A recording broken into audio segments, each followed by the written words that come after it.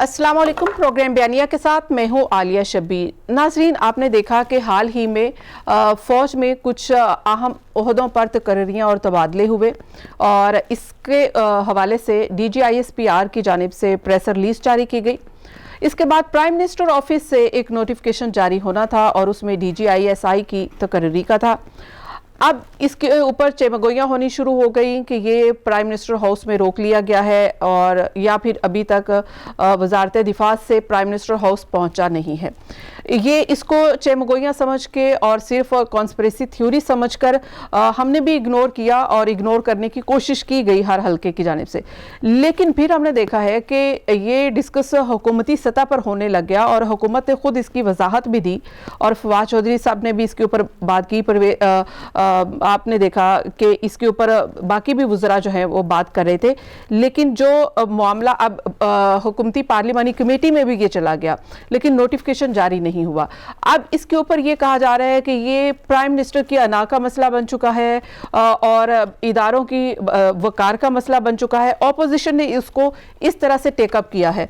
Opposition के इस मामले को सियासत में लेकर आना और इसको टेकअप करना और इसके ऊपर बात करना, जो ऑपोजिशन खुद ये कहती है कि अगर ये प्राइम मिनिस्टर का स्वाबदीद है तो प्राइम मिनिस्टर को ही फैसला करना चाहिए, तो अब वो क्यों तनकीद कर रही है और आखिर क्या मामला है कि DGISI की तकर्री के हवाले से अभी तक नोटिफिकेशन नहीं हुआ और इसके ऊपर ये क्या सराइयाँ या फिर ये सूरत हाल क्यों डेवलप हुई है। अहम ओहदों के हवाले से आपको याद है कि PTI की हुकूमत में चाहे वो DG नैब के हवाले से हो, चीफ इलेक्शन कमिश्नर के हवाले से हो या फिर अहम ओहदे अहम इदारों के अहम ओहदेदारान की तकर्री के हवाले से हमेशा ही तजब्जब का शिकार रही है और कोई ना कोई ऐसी सूरत हाल डेवलप हो जाती है जो हुकूमत को तनकीद का निशाना बनाती है। तो अभी DGISI की नोटिफिकेशन के हवाले से मामलात क्या हुए हैं और आगे क्या होने वाला है, इसी पर बात करेंगे। क्या DGISI की तकर्री जो है हुकूमत के लिए मुश्किलात खड़ी कर सकती है और अगर ये मामला निमट भी सकता है तो क्या एक पेज पर हुकूमत का होने का दावा दुरुस्त है? ये तमाम सवालात हैं जो आज के प्रोग्राम में हम तलाश करेंगे, उनके जवाब भी लेंगे, तज्जिया हासिल करेंगे हमारे तज्जियाकारों से। मैं आपको अपने मेहमानों का तारुफ कराऊँ। स्टूडियो में मेरे साथ मौजूद हैं सलमान आबिद साहब, सीनियर तज्जियाकार है, कॉलमिस्ट है। सलमान आबिद साहब, बहुत बहुत शुक्रिया प्रोग्राम में ज्वाइन करने के लिए। स्टूडियो में मेरे साथ है मुजम्मिल सोहरवर्दी साहब, एंकर पर्सन भी हैं, एनालिस्ट हैं। मुजम्मिल साहब, आपका भी शुक्रिया। ब्रिगेडियर हारिस नवाज साहब ने हमें ज्वाइन किया है स्काइप पे। ब्रिगेडियर साहब, आपका भी शुक्रिया। प्रोग्राम का आगाज़ मैं चाहूँगी कि ब्रिगेडियर साहब आपसे कर लिया जाए।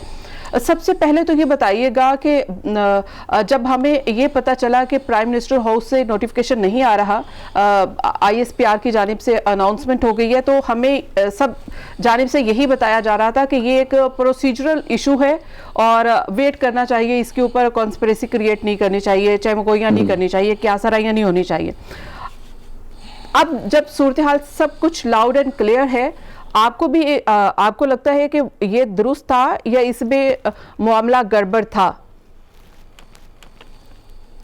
देखें आलिया, बात यह है कि एक रूटीन की पोस्टिंग थी जिसमें काफी कोर कमांडर शफलिंग हुई, because chief of army staff understands कि कौन से कोर कमांडर को आपने कोर कमांड के लिए देनी है, किसको स्टाफ पे लेके जाना है। एक प्रोफेशनल सर्कुलेशन होती है जो उनके माइलस्टोन के लिए वो जरूरी था। और जनरल फैज हमीद का 1 साल रह गया, अभी नेक्स्ट ईयर नवंबर में शायद ये चीफ रिटायर होंगे, तो ही नंबर 4, तो he is also a likely candidate जो 4 की लिस्ट बनती है। That was the reason chief army staff ने, आई एम श्योर के प्राइम मिनिस्टर से बात करके अप्रूवल वर्बल लिया होगा, उसके बाद उनकी पोस्टिंग को पेशावर कोर में की, पर्टिकुलरली इसलिए कि वहां पर जो हालात हैं KPK के अफगानिस्तान के, उससे वो is already aware that. Second ये कि जो नए DGIC की बात है, अगर आपने वर्बल अप्रूवल ले ली है तो उसमें देयर इज नो इशू। अगर आपने पहले कह दिया कि जी हाँ जी ठीक है आप पोस्ट कर दें, फिर बाद में रूटीन होती थी। आप मुझे ये बताइए कि जब ये थर्ड DGI से जो प्राइम मिनिस्टर के सामने चेंज हो रहे हैं, नंबर 1 थे पहले जनरल आसिम मुनीर थे, जब उनको DGI से लगाया गया तो there was no human cry और उसी वक्त वो अप्रूवल हुआ और वो लग गए। फिर 3 महीने बाद आपने उनको कहा चेंज कर दो, जनरल फैज हमीद आ गए, तो उनका भी कोई इशू नहीं हुआ, वो लगा दिए गए। And why this time? I think खास तौर पे इस वक्त जो एनवायरमेंट्स हैं, इधर अपोजिशन का अपना एक एटीट्यूड है, अपने उनकी सोच है। उसके बाद आप देखें कि गवर्नमेंट की अपनी प्रॉब्लम चल रही हैं, फौज इज न्यूट्रल, वो आपके सामने फौज इस वक्त बिल्कुल ताल्लुक नहीं कर रही है, वो अपने काम से काम रख रहे हैं। They are already big embroiled in Afghanistan issue के ऊपर, लैंड ऑफ कंट्रोल के ऊपर, उधर आपकी और डोमेस्टिक प्रॉब्लम हो रही है, कभी कोई कहा जाता है। तो इन चीजों को लेकिन आपको फिर ब्रिगेडियर साहब क्या लग रहा है कि क्या रीजन है कि अगर प्राइम मिनिस्टर हाउस से इसके ऊपर तजब्जुब है या फिर हेजिटेशन है, तो फिर इसके पीछे क्या पॉलिटिकल मोटिव्स हैं, क्या रीजन लगती है आपको? देखें, एक तो जो बड़ा ही जो सुनने में यही आ रहा है कि एक तो he wanted to keep DG ISI for another at least I think March तक रोकना चाहते थे, ताकि वो कुछ अर्सा और रुक लें और वो सारी पोजीशन जो अफगानिस्तान की ये सारी चीजें क्लियर हो जाएं।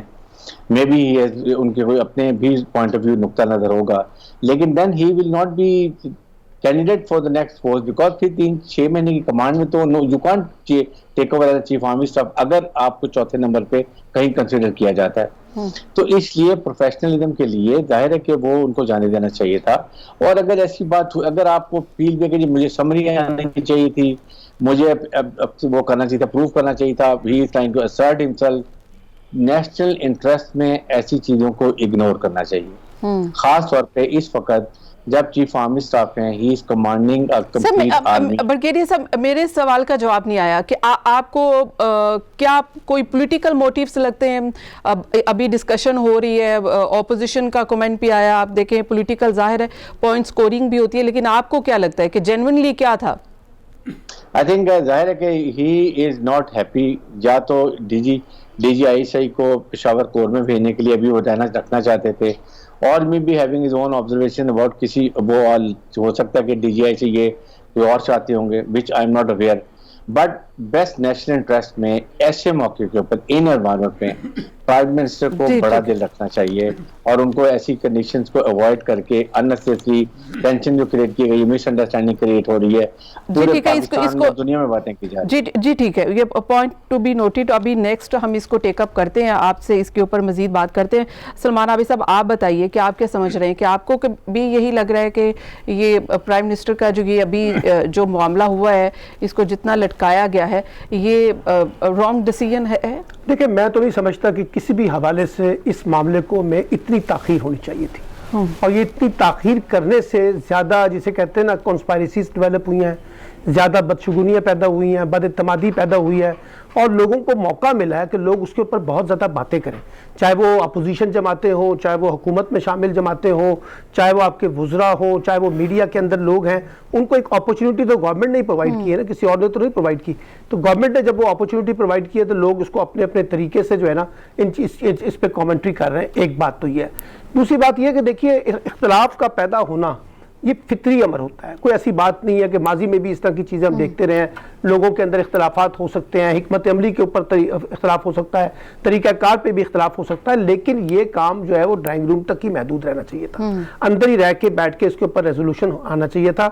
इसको जब हम मीडिया के अंदर लेके आए तो उससे फिर लोगों को बहुत सा मौका मिला, जैसे मैंने आपको कहा है। तो मैं तो ये समझता हूँ कि ये तरीक़ाकार जो इस वक्त इख्तियार किया जा रहा है ये ठीक नहीं है। कल प्राइम मिनिस्टर ने पार्लिमानी कमेटी के अंदर कह तो दिया है कि इशू रिजॉल्व हो गया है और सिर्फ टेक्निकल कुछ इश्यूज थे जिसको हल कर दिया गया है, लेकिन मेरा ख्याल है कि मैं एक्सपेक्ट कर रहा था कि शायद कल ही ये नोटिफिकेशन इशू हो जाएगा, लेकिन कल भी नहीं हुआ, फिर आज भी नहीं हुआ। अभी कब होता है ये देखना पड़ेगा। इसी तरीके से फिर आपने देखा कि अंसार अब्बासी साहब की रिपोर्ट आ गई कि जनाब वो 3 लोगों के इंटरव्यू करना चाहते हैं, बाद में पता चला ऐसी तो कोई बात ही नहीं है, ना किसी ने की है। लेकिन अब वो मीडिया के अंदर फिर मैंने कहा ना कि न्यूज़ मुख्तलिफ किस्म की डेवलप हो रही है, ये नहीं होना चाहिए था, लेकिन ये हो गया। आपने पूछा कि इसके पीछे लॉजिक क्या है, लॉजिक वही है, दोनों बातें आपने बता दी हैं जनरल ब्रिगेडियर साहब ने। एक तो नंबर 1 वही है, वो चाहते थे कि शायद जनरल फैज जो है वो जरा मजीद स्टे करें, और दूसरा मुझे लगता है कि शायद उनको लगता है कि जो काम उन्होंने करना था, यानी नोटिफिकेशन उन्होंने जारी करना था, उससे पहले आईएसपीआर का जो प्रेस रिलीज आया है, शायद उसके ऊपर उनकी रिजर्वेशन हो कि ये पहले से क्यों जारी कर दिया गया है। लेकिन अब सलमान आबिद कह रहे हैं कि ये तो पहले नवाज शरीफ के दौर में भी ऐसा हुआ कि आईएसपीआर की जानिब से अगर कोई प्रेस रिलीज या कोई ट्वीट आ जाता है तो फिर उसके बाद में भी ऐसे ही होता रहा है। लेकिन अब सवाल ये है कि चले अगर इशू रिजॉल्व हो गया बकौल प्राइम मिनिस्टर के, तो फिर इस इशू को रिजॉल्व जब हो गया तो फिर नोटिफिकेशन अब तक होना चाहिए था। जी, अब नहीं हो पा रहा तो उससे लोगों को मौका तो मिल रहा है ना, जाहिर फिर इसके ऊपर मजीद बातचीत हो रही है। मुज़म्मिल सोहरावर्दी साहब, आपकी ज़ाहिर है खबर भी है, आपका तज्जिया भी है, आप ये बताएं कि ये मामला अब रिजॉल्व हो गया है, यहाँ पे ख़त्म हो गया है या अभी नोटिफिकेशन तो नहीं हुआ, लेकिन इसके बावजूद भी कि जैसे हुकूमत कह रही है कि नहीं ये मामला खुशअस्लूबी से और एक पेज पर हो के ये मामला सेटल हो जाएगा, तो आपको डू यू थिंक कि ये ऐसे ही है? नहीं, हालांकि शेख रशीद साहब का अभी थोड़ी देर पहले बयान आया है कि नोटिफिकेशन जल्द हो जाएगा, और उनसे जब पूछा गया कब हो जाएगा तो उन्होंने कहा कल भी हो सकता है और 7 दिन भी लग सकते हैं। मैं हतमी तारीख कोई नहीं दे सकता, ये तो एक फायर फाइटिंग है, फायर फाइटिंग 24, 48, 72 घंटे कुछ नहीं। लेकिन मैं ये ज़रूर कहना चाहता हूँ कि इमरान खान का तर्ज अमल पिछले 3 साल से मुसलसल ये है कि वो जनरल फैज़ के बगैर हुकूमत नहीं कर सकते। आप देखें ना कि जब आसिम मुनीर साहब को DGISI लगाया गया तो 3 माह में उन्होंने उनको चेंज कराया। हालांकि ये रिवायत नहीं मौजूद है कि जब किसी को DGISI लगाया जाए तो सोच समझ कर बाकायदा लेफ्टिनेंट जनरल, 3 स्टार जनरल, बाद में आपने उन्हें मंगला की कोर 2 साल दी है। लेकिन खान साहब 3 महीने में उनसे इस तरह हो गया कि उन्होंने कहा नहीं मुझे फैज़ साहब वापस चाहिए, मुझे फैज़ साहब वापस चाहिए, और वो जिद करके फैज़ साहब को वापस ले आए। और अब भी हमने देखा कि सेनेट इलेक्शन से पहले फैज़ साहब का टेन्योर जब पूरा हो गया, एक दफ़ा DGISI ने कहा कि उनके टेन्योर पूरा हो गया, कहा जी सेनेट इलेक्शंस के बाद, फिर कहा जी कश्मीर इलेक्शंस के बाद, फिर कहा जी ज़िमनी इलेक्शंस के बाद, और अब तो शेख रशीद साहब ने ओपनली कह दिया, शेख रशीद साहब ने ओपनली कह दिया कि जी प्राइम मिनिस्टर सियासी तौर पर सोच रहे थे। अब मैं हैरान हूं कि DGISI की पोस्टिंग पर प्राइम मिनिस्टर पाकिस्तान सियासी तौर पर सोचते हैं। Is it a political appointment? क्या वो DGISI से अपने सियासी काम लेते थे जो वो उनसे सियासी तौर पर सोचते हैं? क्या जो शेख रशीद का बयान है वो नवाज शरीफ और मरियम नवाज के बयानियों को सपोर्ट नहीं कर रहा कि वो पॉलिटिकल काम लेते थे और वो इसीलिए उनके लिए सियासी तौर पर सोच रहे हैं? कन्फेशनल स्टेटमेंट है कि ये पॉलिटिकली यूज होता रहा है होता, और जब भी उनको चेंज करने की बात होती है पूरी आर्मी में कोई जनरल नहीं है, एक ही जनरल है, जनरल फैज़, जो DGISI हो सकता है, अदरवाइज इमरान खान की हुकूमत चल ही नहीं सकती है। नहीं तो अब अभी क्या आपको लगता है कि ये मामला तय हो गए हैं? ठीक है, मुझे ये नहीं लगता अभी ये तय हुआ है, क्योंकि दूसरा जनरल फैज़ मिल ही नहीं रहा उन्हें पूरी आर्मी में से। 26 लेफ्टिनेंट जनरल है, उनमें दूसरा कोई माने जनरल फैज़ बनाया ही नहीं है। नहीं, ये तो बहुत सारे लेफ्टिनेंट जनरल, हमने देखा आसिम मुनीर की दफा, हर दफा, मेरा मतलब है हर दफा देखा हर चीज में जनरल फैज़, हर चीज में जनरल फैज़, हर चीज में जनरल फैज़। इसने इट्स नॉट, ये आर्मी के इंस्टीट्यूशन के लिए अच्छा नाम नहीं है, अच्छा काम नहीं है, ये इंस्टीट्यूशन को हर्ट कर रही है ये। अच्छा, अब तो भाई जनरल नदीम अंजुम जो है वो DGISI पता नहीं है, आप देख लीजिएगा, अभी यहीं पर मैं भी वो तो सभी कह रहे हैं। सुन ले, अगर नदीम अंजुम होते तो अगले दिन ही इतना फर्स्ट क्लियर करने की क्या जरूरत थी? अब मैं आपसे जब कह रहा हूं कि जब वो कह रहे हैं कि इशू रिजॉल्व हो गया तो इसका मतलब क्या है? इसका मतलब कहते हैं 3 नाम भेजे, फिर 5 नाम भेजे, फिर मैं इंटरव्यू करूंगा। भाई आपने किससे कह दिया? अंसार अब्बासी साहब की बात का कहां साबित हुई? नहीं, फवाद चौधरी साहब ने कहा नहीं, रिवायत है मिलना क्या होता है? मिलना तो अपॉइंटमेंट के बाद होता है, पहले तो नहीं है। बात ये ना, पहले तो नहीं मिलना। मेरा मतलब आपने किसी से हलफ लेना है कि मेरे वफादार हो, इसलिए मिलना है। अच्छा, तकर्रुरी से पहले कॉल ऑन है तो वो हल्फे वफादारी है, और अगर तकर्रुरी के बाद कॉल ऑन है तो वो और रिवायत है। अगर प्राइम मिनिस्टर तकर्रुरी से पहले इंटरव्यू करने से मिलना चाहते हैं तो वो गलत रिवायत है। इसलिए कह रहा हूं कि ये जो इशू है इस वक्त जो जनरल नदीम अंजुम के बारे में था वो काफी हद तक रिजॉल्व हो चुका है। एक बात मैं भी असम्पशन नहीं कर रहा, हमारी दुआएं आपके साथ हैं, मैं भी असम्पशन नहीं कर रहा हूं, मैं भी अगर ये हो गया तो फिर ये मामला रिजॉल्व होगा। अच्छा, ब्रेक ले लेते हैं, तो इसी के ऊपर ब्रिगेडियर साहब की राय शामिल कर लेंगे कि आप क्या लेफ्टिनेंट जनरल नदीम अंजुम है या कोई और नाम सामने आ रहे हैं, किस तरह से ये रिजॉल्व हुआ है मैटर या अभी नहीं हुआ, इसके ऊपर राय ले लेते हैं, लेकिन एक ब्रेक के बाद कीप वॉचिंग।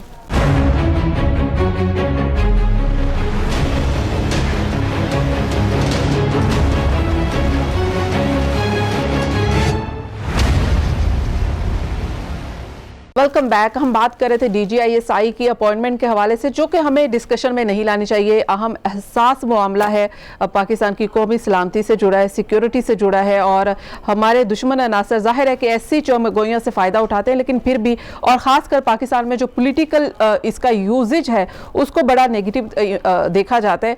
लेकिन अब क्योंकि ये हुकूमत जो है वो ख़ुद इसको इस तरह से प्रेजेंट कर रही है, इसको क्रिएट कर रही है, तो इसके ऊपर सवाल अब जाहिर है उठ रहे हैं। ब्रिगेडियर हारिस साहब, ये बात हो रही थी अभी ब्रेक से पहले कि लेफ्टिनेंट जनरल नदीम अंजुम साहब ही हैं DGISI ISPR की प्रेस रिलीज के मुताबिक, या फिर जो मुजम्मिल साहब कह रहे हैं कि शायद कोई 5 नाम 3 नाम और आ रहे हैं, या क्या क्या है? आपको क्या लगता है कि क्या तय हुआ, असल में क्या है? देखिए, समरी में जो नाम गए हैं उसमें दोबारा जो समरी गई थी उसमें जनरल नदीम अंजुम का नाम था। जनरल सरफराज थे जो भी कोर कमांडर हैं वहां पर कोयटा में, जो DGMI पहले रहे हैं, और एक जनरल काशिफ मलिक हैं, आई थिंक इसमें साकिब मलिक जो CLS में है। तो बात यह है कि एक इस वक्त जिन एनवायरनमेंट से पाकिस्तान गुजर रहा है, डू यू थिंक कि हमें आर्मी को और अपनी हुकूमत को कंट्रोवर्सी में इंक्लूड करना चाहिए?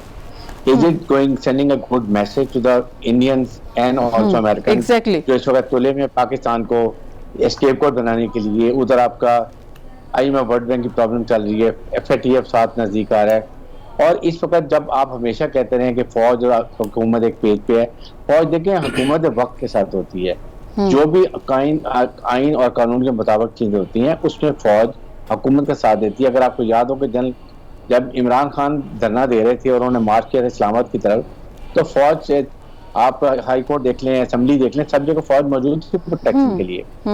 इस स्टेज के ऊपर प्राइम मिनिस्टर ने इतना सख्त इसको कंट्रोवर्सी बताया है।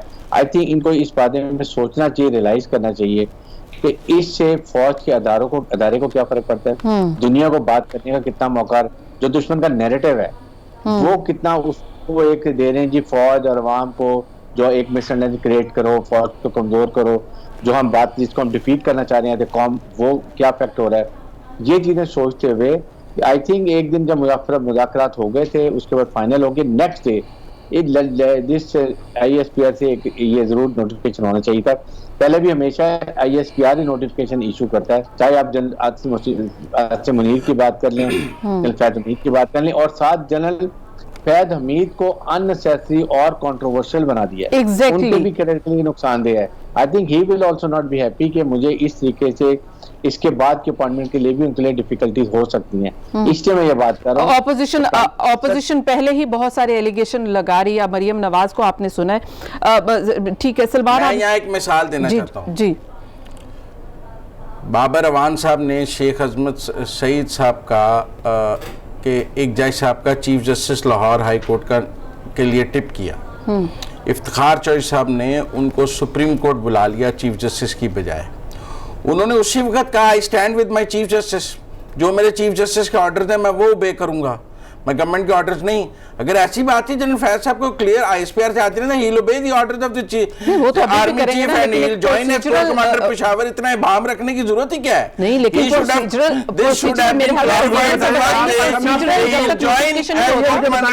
आपसे साहब आपसे तब तक वो नहीं ले सकते ना। आपसे एक सवाल खत्म हो जाना चाहिए था। मुझे बताइए कोई भी डिसीजन उनको कहना चाहिए था I am going as corps commander Peshawar. भाई नहीं, प्राइम मिनिस्टर का लेकिन जाहिर है, क्या बात कर रहे हैं? देना चाहिए था। लेकिन अगर आप ऐसी बात है, लेकिन ऐसी बात है तो प्रोसीजर मेरे कैप्टन ने, मेरे आर्मी चीफ ने मेरे order as corps commander Peshawar कर दिए हैं। I will join as corps commander Peshawar.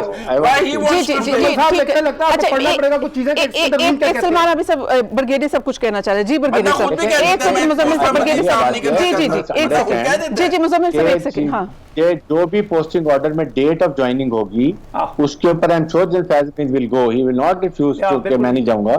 अभी मुझे डेट का नहीं पता कि कौन सी डेट है, 22 है, 21 डेट कह रहे 21-22 है, तो वो इसका कोई कंट्रोवर्सी इसके ऊपर नहीं है। तो नहीं, लेकिन ये भी है ना कि जब तक इशू की कंट्रोवर्सी हो गई है, लेकिन जाहिर है कि जब तक अगर आप ये भी कहें कि जनरल फैज हमीद को ऑर्डर नहीं मिलेंगे तो वो जब नोटिफिकेशन आर्मी चीफ के, अब आर्मी चीफ के नोटिफिकेशन होगा फिर ही ऑर्डर जारी होंगे ना। जब नोटिफिकेशन होगा फिर ही ऑर्डर जारी होंगे। एक बात समझ नहीं आई मुजम्मिल साहब से मैं पूछना चाहता हूं, नोटिफिकेशन किसने इशू करना था? आर्मी चीफ ने, क्योंकि ISPR का प्रेस रिलीज है, उनका इख्तियार होगा ना, अदरवाइज उन्हें फिर आर्मी चीफ के खिलाफ एक्शन लेना चाहिए। नहीं ISPR ने प्राइम मिनिस्टर ने साइन करने हैं मेरे भाई, ISPR को आर्मी चीफ को चीफ आर्मी साहब क्या कर रहे हैं? नहीं, ये पता था।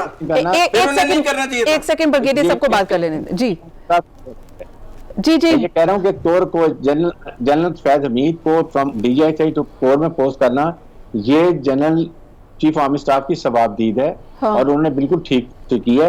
यस, जो पोस्टिंग करनी है DGISI की, वो उनसे जी, वो मेरे ख्याल में एक वर्बल अप्रूवल ले ली गई थी। अब वो नोटिफिकेशन करने जिसकी वजह से सारा रुका हुआ है। Otherwise Faiz Hamid is clear to go and he will join, और द डेट ऑफ ज्वाइनिंग जो उनको मिली होगी इस पोस्टिंग ऑर्डर। नहीं, जो मैं ब्रिगेडियर साहब की बात समझाऊं, ब्रिगेडियर साहब ये कह रहे हैं कि वर्बल अप्रूवल हो गई थी, तो क्या मैं DGISI उसमें जनरल फैज हमीद नहीं है जी। तो फिर मैं ये समझूं कि इमरान खान ने वर्बल अप्रूवल देके मुकर गए और उन्होंने यू टर्न ले लिया है।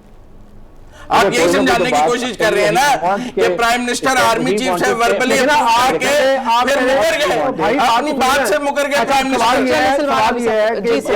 साहब कह रहे हैं, अगर मैं ब्रिगेडियर साहब की बात सही समझाऊं तो वो यही कह रहे हैं। प्रूव करता फॉर्मल के बाद पोस्टिंग नोटिफिकेशन। अच्छा, अब मुजम्मिल साहब इस पे उन्होंने फिर तो नहीं, अगर उन्होंने वर्बली अप्रूव किया तो रिटर्न करने से इनकार कर रहे हैं तो मुकर ही गए ना। नहीं, आप ये तो मैं कह रहा हूँ कि अभी जो ये कह रहे हैं कि मिसाल के तौर पे कि वो मुकर गए हैं, सवाल ये कि क्या वाकई दूसरा DGISI लगा दिया गया?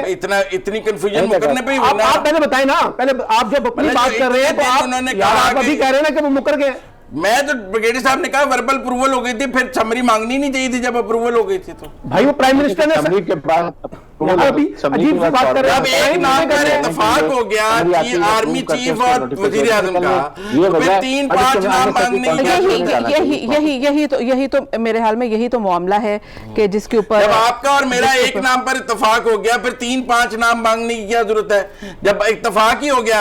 अगर इत्तेफाक नहीं हुआ या इत्तेफाक करके मुकर गई। लेकिन अब बात यह है कि जब DGISI का नाम का ऐलान, आप तो टोटल फिर वो अगेंस्ट चल रहे हैं ना। हाँ, नहीं नहीं चल रहा, मैं आपकी बात को क्लैरिफाई कर रहा हूँ कि आपने कहा कि वर्बल अप्रूवल हो गई, मैं ये कह रहा हूँ अगर वर्बल अप्रूवल हो गई ठीक है, तो फिर जब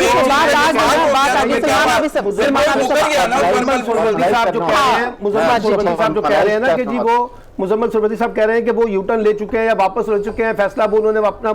मैं ये कह रहा हूं कि जब ये DGISI के नाम का फाइनल फैसला आएगा तो पता चलेगा ना किस नाम पे इत्तेफाक होता है, किस नाम का नोटिफिकेशन होता है।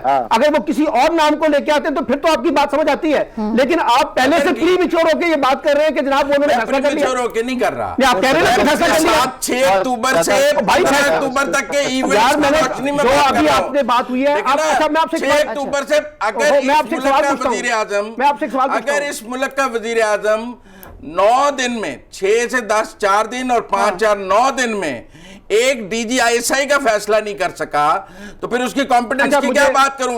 या इबाम है या कुछ 9 दिन हो गए कंट्रोवर्सी में। आप मुझे एक बात बता देना, आप एक बात बता देना, 9वें दिन बात कर रहे हैं साहब, आप एक बात बता दें, जो इस वक्त कोर कमांडर पेशावर के तौर पर जो अपना जनरल फैज हमीद को भेजा गया, किस डेट से उनकी अपॉइंटमेंट है, आपको पता है? 6 अक्टूबर से अपॉइंटमेंट, हाँ, कह रहे हैं 21-22 से है। तो फिर जब आप 21-22 आने दे, आप पहले से ये नतीजा निकाल के बैठ गए यार कि उन्होंने ये नहीं है, मसला ये था कि भाई दोनों नोटिफिकेशन का टाइम, दोनों बातें आएंगी और वो वहां पे धाम क्यों है और दोनों नहीं कर सकता, दोनों का ही नहीं है, दोनों नहीं कर सकता। अच्छा तो लेना आपने भी कवर करने की कोशिश ना करें। आप कह रहे हैं ना 22 की है ना, अभी आप खुद कह रहे हैं 22 मैं ये कह रहा हूं कि 9 दिन से इसको लटकाना कोई पाकिस्तान के मफाद में तो नहीं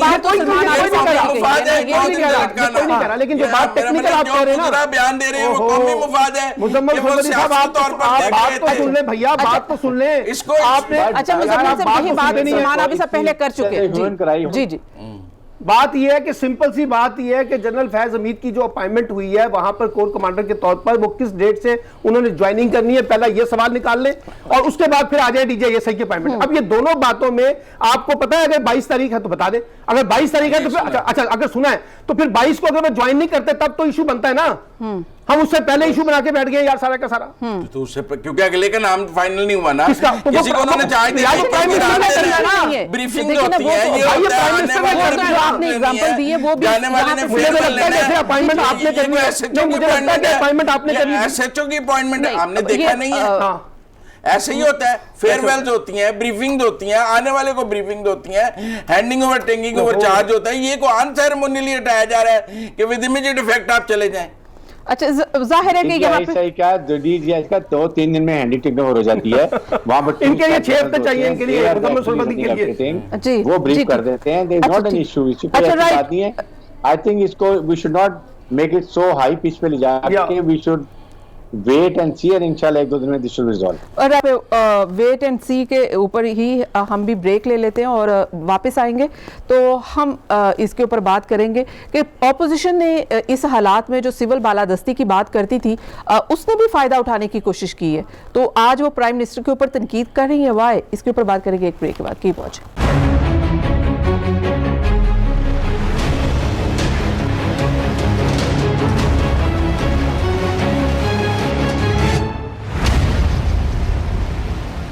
वेलकम बैक नाज़रीन। हम बात कर रहे थे कि इस वक्त जो ऑपोजिशन है वो भी इस तमाम मामले DGI की तैनाती के हवाले से प्राइम मिनिस्टर में जो अबहम था या प्रोसीजरल इशू था या कुछ प्राइम मिनिस्टर अपनी सेटिस्फेक्शन चाह रहे थे, वट एवर जो कुछ भी था, इसके ऊपर ऑपोजिशन ने भी इससे फ़ायदा उठाने की कोशिश की है। जो सिविल बालादस्ती की बात कर रहे थे, जो प्राइम मिनिस्टर की सवाबदीदी की बात करते थे, आज वो प्राइम मिनिस्टर के ऊपर तनकीद कर रहे हैं। जी ब्रिगेडियर साहब। देखिए आलिया, बात यह है कि ऑपोजिशन मौलाना फजलुर रहमान ना उनको फौज से मोहब्बत है और वो किसी हालत में भी इमरान खान को लेट डाउन करना चाहते हैं, हटाना चाहते हैं, गिराना चाहते हैं, उसके लिए वो कुछ भी कर सकते हैं। अभी जो फौज की बात कर रहे हैं, यही प्राइम मिनिस्टर, ये मियां नवाज शरीफ या मरियम नवाज जिस तरीके से नाम लेके चीफ आर्मी स्टाफ की बात करते थे या जनरल फैज हमीद की बात करते थे, इसी तरह इमरान खान को बुरा भला कहते थे। अब क्योंकि उनको नजर आ रहा है कि जी अब फौज की एक मौका आ गया कि फौज और हुकूमत में या इमरान खान में एक दरार डाल दी जाए, इनलादा किया जाए, दे नो कि इनको एडवांटेज क्या होगा। जाहिर है कि उसकी वजह से वो अपने अज़ाइम पूरे कर सकते हैं। दे फील के कहीं जो आर्मी फौज को इनको गवर्नमेंट को सपोर्ट करे, जबकि ऐसी बात नहीं थी। अब उनको मौका कि इनको अलहदा करेंगे तो हुकूमत के रह जाएगी, कमजोर हो जाएगी, और फिर लॉन्ग मार्च की बात की जा रही है, ऐसे नैरेटिव की बात की जा रही है, इससे वो इसका फायदा उठा सकेंगे, नॉट रियलाइजिंग कि इस वक्त मुल्क को यूनिटी की जरूरत है। मुल्क को इस वक्त इलेक्शन 1-1.5 साल के बाद वैसे ही होने वाले हैं। आप अभी तहरीक भी चलाएंगे तो होता 1 साल आपका गुजर ही जाएगा। तो बेहतर है कि आप अपना नैरेटिव अच्छा लेकर आए, अवाम के लिए लेकर आए, मैनिफेस्टो लेकर आए और लोगों को कन्विंस करें कि you are better options to run the coming election. ये एक हेल्दी जमहूरियत है जिसको लेके जमहूरी पार्टियों को आगे चलना चाहिए और इसको फौज को अननेसेसरी किसी तरह भी ड्रैग नहीं करें। ये इशू जो है इसको हाईलाइट नहीं करें। राइट, ठीक है। सलमान आबिद साहब, क्या ऑपोजिशन इससे फायदा उठाने की कोशिश करेगी इस सारे मामले पर, जैसे कि बात की लॉन्ग मार्च भी करेगी? और मैं बात से इत्तेफाक करता हूँ कि अपोजिशन कोई भी होती, चाहे इमरान खान इस वक्त होते या कोई और भी होता, वो इस एक पॉलिटिकल अपॉर्चुनिज्म के कॉन्टेक्स्ट में वो इसका फायदा उठाते हैं। ये हमेशा से अपोजिशन की पॉलिटिक्स में होता है, कोई नई बात नहीं है। अब मैंने आपको भी बताया कि जनरल फैज के बारे में और जनरल बाजवा साहब के बारे में जो कुछ ये कहते रहे हैं, और अब ये बिल्कुल एक डिफरेंट बात करने की कोशिश कर रहे हैं। इसकी वजह यह है कि उनको लगता है कि एक डिस्टेंस इस वक्त क्रिएट किया जाए, वही उनके पॉलिटिकल इंटरेस्ट में उनको नजर आता है। एक बात तो ये, लेकिन बात वही है जो बात अभी ब्रिगेडियर साहब ने की है, वो ये है कि इस मसले को जितनी जल्दी हुकूमत खुद रिजॉल्व कर दे, ताकि ये जो एम्बिग्यूटी है, ये जो इस वक्त कन्फ्यूजन है, ये जो इस वक्त मीडिया के अंदर एक अजीब और गरीब किस्म की डिबेट चल रही है, हर बंदा अपने अपने तरीके से चीज़ों को निकाल रहा है, इसका खात्मा हो। क्योंकि ना ये पाकिस्तान के मफाद में है, ना ये इस वक्त हमारी इलाकाई सिचुएशन जो इन्होंने कहा कि उसके मफाद में है, और ना ये हमारी डोमेस्टिक पॉलिटिक्स के इंटरेस्ट में है, और ना ये इंस्टीट्यूशन के हक में है। तो इसलिए मैं ये समझता हूं कि अगर प्राइम मिनिस्टर ने कल कहा है कि इशू रिजॉल्व हो गया है, अब इशू रिजॉल्व होने से उनकी मुराद क्या है? उसका मुराद यही हो सकती है कि वो जल्द से जल्द नोटिफिकेशन कर दें, और ताकि जो भी इस वक्त एम्बिग्विटी चली हुई है वो खत्म हो जाए। और ये क्योंकि देखिए ना, मिसाल के तौर पर अगर वो इसके ऊपर जितना डिले कर रहे हैं तो उसका फायदा किसको मिल रहा है? अल्टीमेट बेनिफिशियरी कौन है? बेनिफिशियरी वही लोग हैं ना जो इस हुकूमत को भी कमजोर करना चाहते हैं, जो इस हुकूमत के साथ फौज के दरमियान और हुकूमत के दरमियान टकराव पैदा करना चाहते हैं। आपको लगता है कि ये जो इस वक्त सिचुएशन है हुकूमत को कमजोर कर रही है? देखिए, हुकूमत को कमजोर भी कर रही है और हुकूमत के लिए मसाइल भी पैदा करेगी फ्यूचर के अंदर। इसलिए मैं ये कह रहा हूं कि इसको जितनी जल्दी इसको रिजॉल्व कर दिया जाए, उतना ही ये हुकूमत के मफाद में भी है और मुल्क के मफाद में भी है। और इस वक्त जो पॉलिटिक्स चल रही है, चाहे वो डोमेस्टिक है चाहे वो रीजनल है, उसके मफाद में भी ये है कि ये इशू ज्यादा प्रोलॉन्ग नहीं होना चाहिए। जितनी जल्दी ये रिजॉल्व हो जाएगा उतना ही ज्यादा हमारे मफाद में है। राइट, मुज़म्मिल सोहरवर्दी साहब, आप क्या समझते हैं कि हुकूमत इससे कमज़ोर होगी ऐसे फैसले करने से जिसमें ताख़ीर भी हो, जो एहसास भी हो, जिससे ऑपोजिशन फ़ायदा उठाए? मैं समझता हूँ इमरान खान साहब इस वक्त मुल्क में बिल्कुल पॉलिटिकली आइसोलेटेड है, और अगर सेम पेज थ्योरी हट जाती है, क्योंकि ब्रिगेडियर साहब ने कहा कि फ़ौज को सपोर्ट नहीं कर रही थी, सलमान आबिद साहब ने भी कहा। लेकिन मैं तो जो दूसरी तरफ अपोजिशन है वो समझती है कि खड़ी ही फ़ौज के सहारे थी। आपका नुक्ता क्या है? मेरा नज़र भी है कि फ़ौज सपोर्ट कर रही थी, ठीक है ना। मैं आप मुझसे कहलवाना चाहते हैं, मैं कह रहा हूं आप ही अपना नुक्ता नज़र। मेरा अपना नुक्ता नज़र भी यही है, और मैं समझता हूँ जैसे जैसे फ़ौज अगर न्यूट्रल हो जाएगी और सियासत से पीछे जाएगी तो वैसे वैसे पाकिस्तान का सियासी माहौल भी बेहतर होगा, फ़ौज के वक़ार में भी इजाफा होगा। और ये जो मौजूदा ट्रांसफ़र पोस्टिंग है ये फ़ौज के बेहतरीन इंटरेस्ट में थी, क्योंकि बहुत सियासी तौर पर डिस्कस होने लग गए थे और बहुत सियासी तौर पर उनको इस वक्त कोर पर चले जाना चाहिए था। और इमरान खान का साहब का जिद करना उन तमाम शकूक व शुबहात को जो अपोजिशन बयान करती है उसको तकवीयत देता है। इमरान खान साहब का डिले एक एक दिन का ऑपोजिशन के इल्जामात पर मोहर तस्दीक सब्त कर रहा है कि वो इतनी क्यों जिद कर रहे हैं। और मैं समझता हूँ कि लोग शायद ऑपोजिशन कर रहे हैं या नहीं कर रहे हैं ये तो पता नहीं है। मुजम्मिल साहब आप खुद से ही अज्यूम कर रहे हैं कि वो उनके ऊपर उनकी जिद है, ये तो आप खुद से, आपको किसने बताया? 9 दिन से ही समझ आ रही है। मेरा मतलब है जो काम आधे घंटे का था वो 9 दिन लग गए, और अभी भी वो कह रहे हैं 7 दिन और लग जाएंगे, कुछ कह रहे हैं नवंबर फर्स्ट वीक तक भी जा सकता है। जी ठीक है। जाहिर है ब्रिगेडियर साहब, इसका प्राइम मिनिस्टर को तो सियासी तौर पे नुकसान हुआ है, तो प्राइम मिनिस्टर क्यों चाहेंगे कि ऐसा सियासी नुकसान हो जिससे ज़ाहिर है कि उनकी हुकूमत की जो स्टेबिलिटी है वो भी कमज़ोर होगी? तो प्राइम मिनिस्टर क्यों ऐसा फैसला करना चाहेंगे, ये भी तो एक क्वेश्चन है। जी ब्रिगेडियर साहब। देखें, आई थिंक प्राइम मिनिस्टर की अपनी सोच होगी, मे बी कि फैज़ हमीद व वेरी एक्टिव प्रोफेशनल में भी, इवन ऑपरेशनल स्ट्रेटजी में भी, थ्रेट परसेप्शन में भी, were moving around, and also he was supporting him also because as a prime minister वो उनके बॉस थे। तो जनरली वो, लेकिन while remaining within limits, जो एक आर्मी का और एक आईएसआई का काम है कि वो पॉलिटिक्स से जनरली दूर रहना चाहिए। और अब हो सकता है कि उनकी अपनी सोच हो कि वो अब आइंदा इलेक्शन आने वाले हैं क्या सोचते हैं। ये आई विश कि ये उनको पहले चीफ आर्मी साहब से जब वर्बल डिस्कशन हुई होगी उसमें सब चीजें दूर कर लेनी चाहिए थी। वहां पर किसी कंक्लूजन में पहुंचने के बाद उनको चाहिए था कि यस अप्रूव सो और आप उनकी नोटिफिकेशन या समरी भेज दें, मैं अप्रूव कर दूंगा। इस मौके पे आर्मी की प्रेस्टीज के लिए, चीफ आर्मी स्टाफ की कमांड के लिए, आई थिंक इस वक्त ये एम्बेरस सिचुएशन निकालने के लिए prime minister should honour his commitments और डिसीजन जो उन्होंने किए हुए हैं, इसको रिवर्स नहीं करना चाहिए बल्कि इसको ऑनर करके।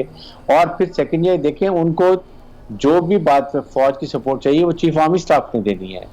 देन उसके बाद कोर कमांडर्स हैं, देन उसके बाद जो आईएसआई में भी 2 स्टार जनरल है, दे और look toward major general, look toward chief army staff.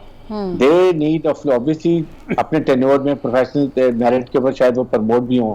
इसलिए मेरे ख्याल में पूरी इस वक्त फौज को, सीनियर हायर एशेलॉन्स को काफी एम्बैलेंस सिचुएशन निकालने के लिए prime minister should have a big heart और इसको ऑनर करना चाहिए।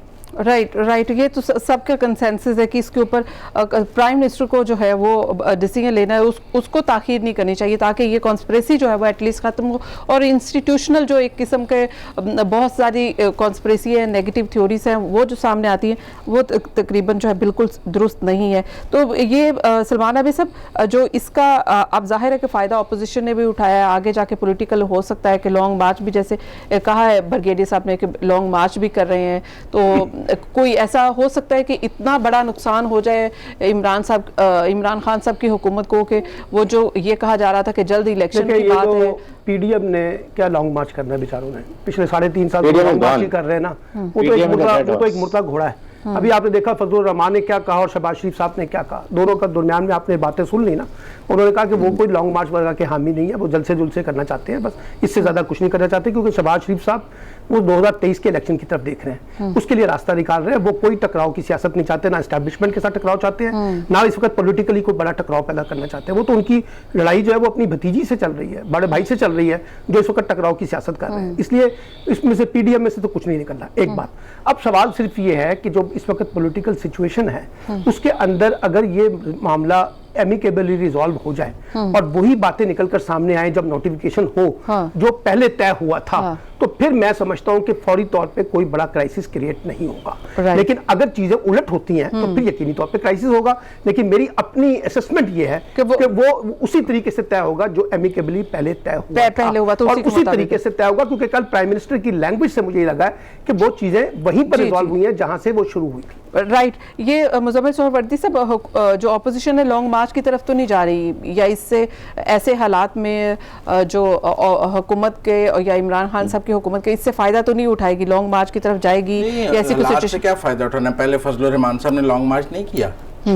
लॉन्ग मार्च सियासत लेकिन उससे फायदा तो नहीं हुआ ना, लॉन्ग मार्च किया फिर आपको लगता है फायदा नहीं हुआ, ऑपोजिशन को लगता है बहुत फायदा हुआ उससे। क्या फायदा हुआ? देख लें बहुत, उसके बाद बहुत इतना फायदा हुआ कि पीपल्स पार्टी ने भी ज्वाइन नहीं किया, पीएमएल ने भी ज्वाइन नहीं किया उस लॉन्ग मार्च को।